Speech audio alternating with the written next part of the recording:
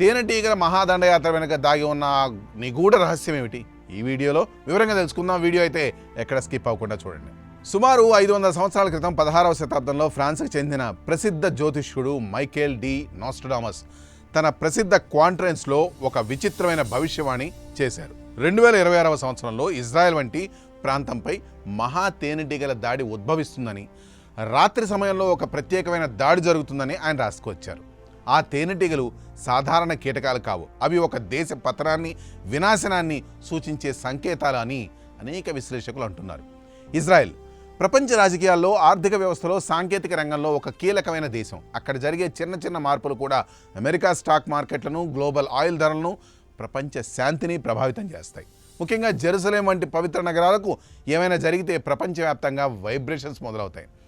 Nostradamus చెప్పిన ఆ తేనెటీగల దాడి నిజంగా కీటకాల దాడేనా, లేక అది ఆధునిక యుద్ధ తంత్రాలు, డ్రోన్లు, క్లస్టర్ బాంబుల వంటి వాటికి ఒక రూపకమా?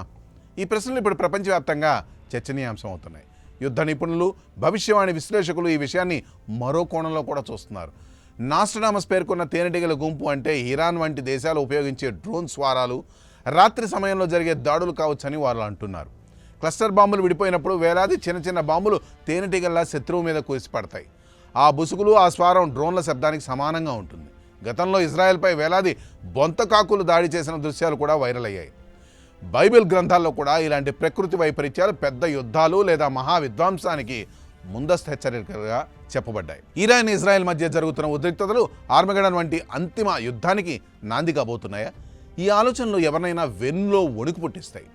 ఇప్పుడు వాస్తవం వైపు తిరిగి చూద్దాం. 2026 ఏప్రిల్ 15న దక్షిణ ఇజ్రాయెల్లోని నెటివోట్ నగరంలో జరిగిన దృశ్యాలు చూస్తే ఎవరికైనా గుండెలు ఆగిపోతాయి.